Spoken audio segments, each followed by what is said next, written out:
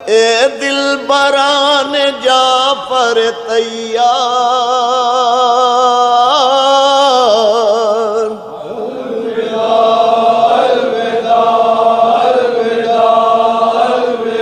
اے دل بران جعفر تیار،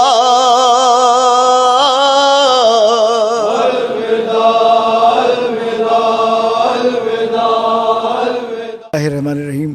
ناظرین، ہمارے درمیان اس وقت مولانا حسن رضا صاحب تشریف فرمائے ہیں۔ علم و ادب کے گھرانے سے تعلق ہے۔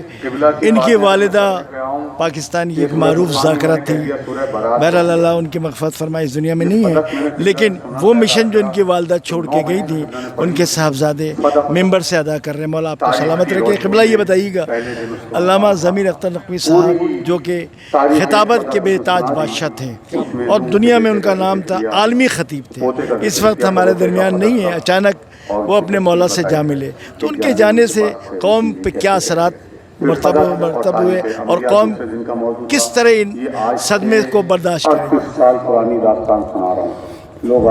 بسم اللہ الرحمن الرحیم۔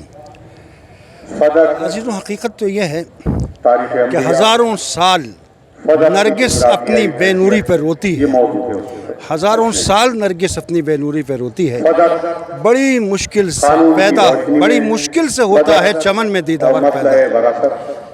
جناب میرے عزیز، میرے بزرگ حسن صغیر عابدی صاحب جو خود بہت قریب رہے ہیں ضمیر اختر صاحب کے، اور یہ عزاداری کے ہمارے درمیان چیمپئن ہیں، دل دادا ہیں ماشاءاللہ۔ ان کا گھرانہ بڑا عزادار گھرانہ ہے، یعنی اگر کراچی کے اندر چند تو یہ بہتر سمجھتے ہیں جو انہوں نے سوال کیا ہے نا، وہ بڑا اہم سوال ہے۔ اس میں کوئی شک نہیں کہ ایک بڑے لیجنڈ سے، ایک بہت بڑے اسکالر سے ہماری قوم محروم ہو گئی، اور یہ جو اقبال کا شعر ہے، یہ اگر کسی پہ صادق آتا ہے تو وہ علامہ ضمیر اختر۔ اس میں کوئی شک نہیں کہ محقق اعظم، ادیب اعظم، خطیب اعظم اور دو ڈھائی گھنٹے کی تقریر کرنے والا، اس میں کوئی شک نہیں عزیزوں کہ ان موضوعات پہ گفتگو انہوں نے کی کہ جن موضوعات پر اب تک کسی نے نہیں کی۔ مثال کے طور پر انہوں نے بہت بڑا اشرا پڑھا، قرآن میں قسمیں، ایک انہوں نے اشرا پڑھا بہت بڑا کہ جانوروں کا علم غیب۔ آپ مجھے بتائیے آج تک کسی نے مجلس پڑھی ان موضوعات پر؟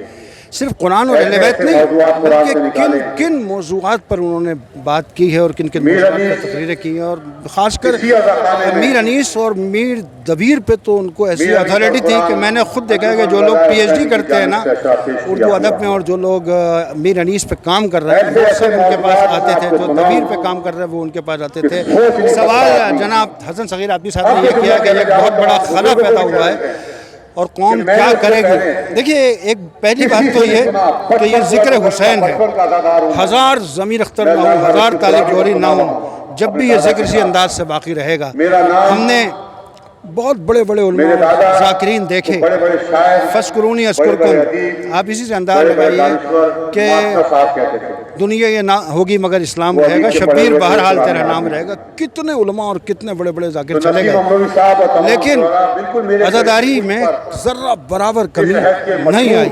اور لیکن ضمیر اختر صاحب کا ایک بہت بڑا احسان یہ ہے، دیکھیے میں ایک بات آپ سے عرض کروں، اس وقت روئے زمین پر میں بڑی ذمہ داری سے عرض کر رہا ہوں کہ روئے زمین پر واحد ہستی ہے ڈاکٹر ضمیر اختر، واحد ہستی پوری ورلڈ میں جس کے 55 چھپے ہوئے اشرے موجود ہیں۔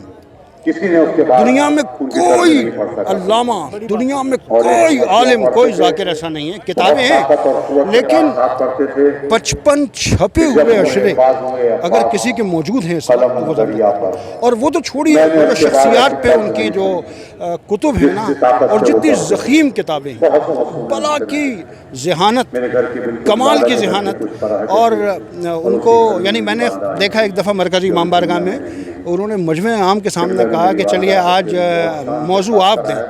خیر وہ مختصر یہ کہ یہ بات ٹھہری کہ علی نے جنگ میں علم کیسے دیا، جنگ میں علم کیسے دیا۔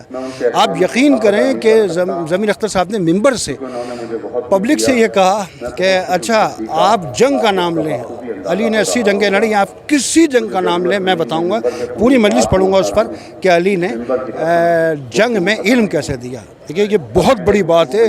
3 مرتبہ انہوں نے کہا, سناٹا چھایا ہوا تھا, لوگ علم کے آگے تب ہو رہے, علمی کے آگے خاموش ہو جاتے ہیں, اور پھر انہوں نے مجلس پڑھی.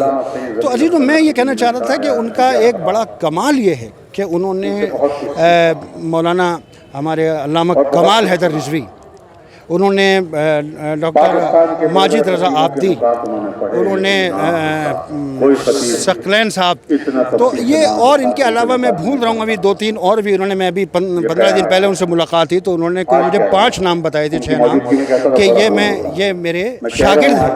اور تو اتنے بڑے بڑے شاگرد جن کے جنہوں نے کہ بیڑا اٹھایا ہوا ہے پنجاب میں, اور بڑے بڑے اشرے جو پڑھ رہے ہیں. اور اس کے علاوہ دیکھیے یہ ایک بہت بڑی حقیقت ہے کہ انسان شخص مرتا ہے مگر شخصیت نہیں مرا کرتی, شخصیت باقی رہتی ہے. اور کسی انسان کے بعد اس کے لیے جو سب سے بڑی چیز ہوتی ہے نا, دنیا مانتی ہے سارے عقلاء علماء کہ وہ ہوتی ہے اس کی کتاب. کتاب بہت بڑی چیز ہوتی ہے, اس سے بڑی کوئی چیز نہیں ہوتی اس کسی کے مرنے کے بعد اور جانے کے بعد.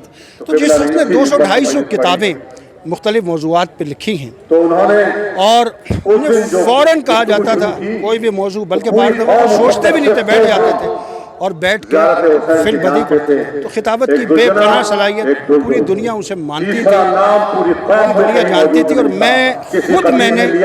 میں تقریباً 5 سال کا تھا, 1967 میں نے ان کی مجلس سے جعفری امام بارگاہ گلزار میں سنی, جب صرف شلوار قمیض وہ پہنتے تھے.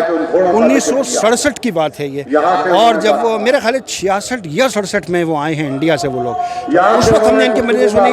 1973 میں مرکزی امام بارگاہ میں انہوں نے میرے نانا کے چہلم کی مجلس پڑھی, اور ایسی مجلس پڑھی کہ جو دوسرے مسالک کے دوسرے فرقوں کے لوگ تھے وہ ہم سے پوچھا کرتے تھے کہ وہ کون شخص تھا جس نے وہ مجلس پڑھی تھی. یہ 1973 کی بات ہے. اور اس وقت تو کمال, بس آخر میں ہی کہوں گا, اللہ ان کے مراتب ان کے درجات میں راہ فرمائے. اور انہوں نے خصوصیت سے جس انداز سے ولایت علی اور جس انداز سے معرفت ہمارے دلوں میں جاگزین کی ہے نا, یعنی ہمارے دلوں میں ذاکر کا کام یہی ہے. ایک ذاکر کا سب سے بڑا کام یہ ہوتا ہے, کیونکہ میرا تعلق ذاکرین کے گھرانے سے, کہ یہ ہوتا ہے کہ وہ اہل بیت کی معرفت کرائے. ذاکر جو ہے وہ اہل بیت کا وکیل صفائی ہوتا ہے اصل میں, وہ ان کی معرفت کرانا اس کا. اسی لیے ہم آج علامہ عرفان حیدر آبدی کو اسی لیے یاد کرتے ہیں کہ ہم 1000 کام چھوڑ کے دوڑے ہوئے جاتے تھے ان کی مجلس میں, اس لیے کہ معرفت ملتی تھی, اور مصائب فضائل کے وہ گوشے, وہ نقطے, وہ باتیں جو کہیں اور نصیب نہیں ہوتی. بس وآخر دعوانا ان الحمدللہ رب العالمین. بہت شکریہ حضور آپ کا, آپ نے علامہ ضمیر اختر نقوی کے سلسلے میں قائم ٹی وی کو اپنے تاثرات ریکارڈ کرائے. اللہ آپ کو حفاظت کرے, اللہ آپ کو ہمیشہ شاد و آباد رکھے. بہت شکریہ. اے دل بران جعفر تیار,